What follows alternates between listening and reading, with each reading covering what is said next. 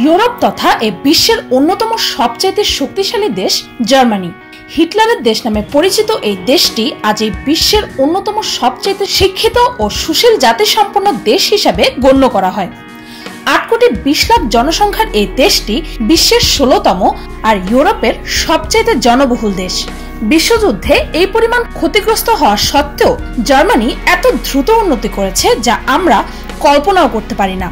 আর পিনিকপাড়ার আজকের পর্বে আপনাদেরকে জানাবো জার্মানি সম্পর্কে অত্যন্ত অদ্ভুত ও মজার কিছু তথ্য।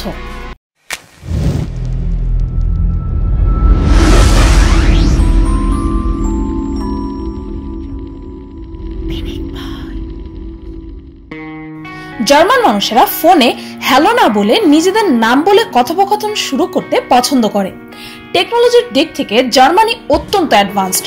এই পৃথিবীর অত্যন্ত ফেমাস কিছু কার ব্র্যান্ড যেমন মার্সিডিজ, BMW এসব জার্মান কোম্পানি।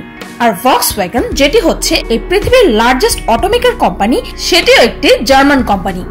এই কোম্পানি প্রতি বছর 4 কোটিরও বেশি গাড়ি তৈরি করে। জার্মানিতে যদি কোনো ক্রিমিনাল জেল থেকে পালানোর চেষ্টা করে তবে তাকে কোনো প্রকার শাস্তি দেওয়া হয় না, কারণ জার্মান মানুষেরা বোঝে যে মুক্ত হওয়াটা একটি মানুষের বেসিক ইনস্টিংক্ট অর্থাৎ মৌলিক প্রবৃত্তি।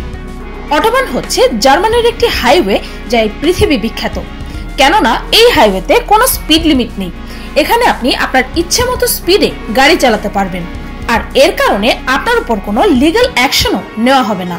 কিন্তু আপনি জানলে অবাক হবেন যে এই হাইওয়েতে যদি আপনার গাড়ির পেট্রোল বা ডিজেল শেষ হয়ে যায় তবে সেটা বেআইনি, আর এর জন্য আপনার জরিমানা এমনকি শাস্তিও হতে পারে।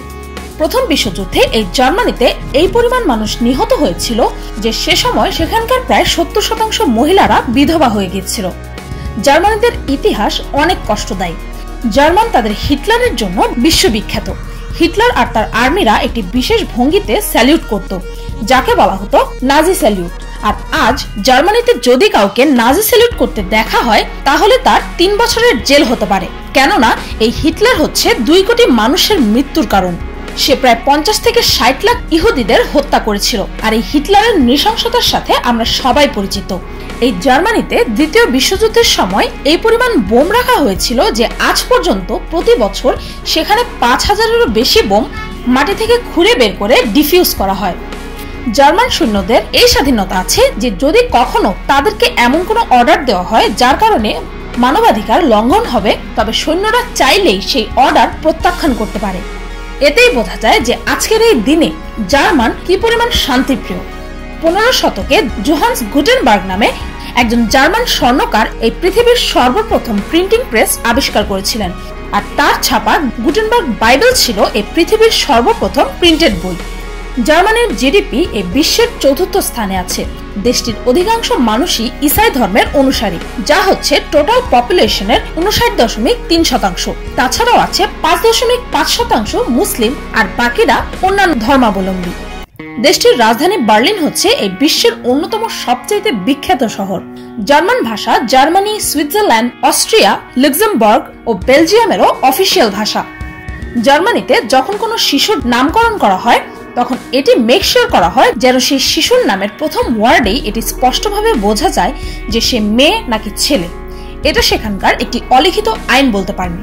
জার্মানিতে আগে থেকে কেউ কাউকে হ্যাপি বার্থডে উইশ করে না, কেননা তাদের এটি বিশ্বাস যে এটি দুর্ভাগ্যের কারণ হতে পারে। জার্মানিরা ব্রেড অর্থাৎ রুটি অনেক ভালোবাসে, এতটাই যে অরিজিনালি জার্মান মেড প্রায় 600-এরও বেশি আলাদা আলাদা ধরনের ব্রেড আছে। সুস্বাদু ও জনপ্রিয় হ্যামবার্গারের কথা তো আমরা সবাই জানি, আর এই হ্যামবার্গারের নামটি জার্মানির সবচেয়ে ছোট শহর হ্যামের নামে রাখা হয়েছিল। জার্মানি হচ্ছে এই পৃথিবীর 3য় সবচেয়ে বড় বিয়ার উৎপাদনকারী দেশ, যেখানে বাংলাদেশে আজও মদ্যপান বেআইনি। আর পৃথিবীর বেশিরভাগ দেশে 18 থেকে 21 বছর বয়সে অ্যালকোহল সেবন করার পারমিশন দিয়ে দেওয়া হয়, সেখানে জার্মানিরা মাত্র 16 বছর বয়স থেকেই মদ্যপান করার অনুমতি পেয়ে যায়।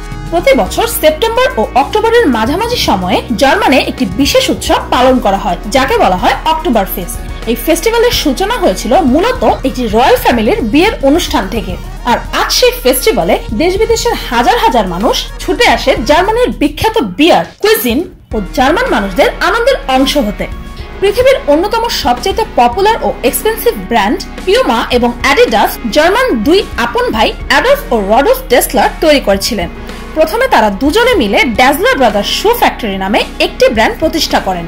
তারপর 1948 সালে দুই ভাই সেপারেট হয়ে গেলে তারা দুইটি আলাদা আলাদা ও সবচেয়ে পপুলার ব্র্যান্ডের প্রতিষ্ঠা করে।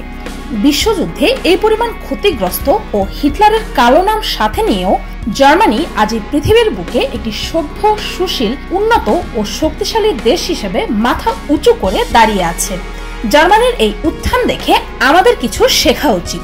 সেই দিনটার স্বপ্ন দেখি যেদিন জার্মানির মতো আমাদের দেশও এই পৃথিবীর সামনে নিজের ইতিবাচক ও উন্নতি নিয়ে এই পৃথিবীর সামনে মাথা উঁচু করে দাঁড়াতে পারবে। আদৌ কি সেই দিনটা আসবে? আদৌ কি এমনটা হবে?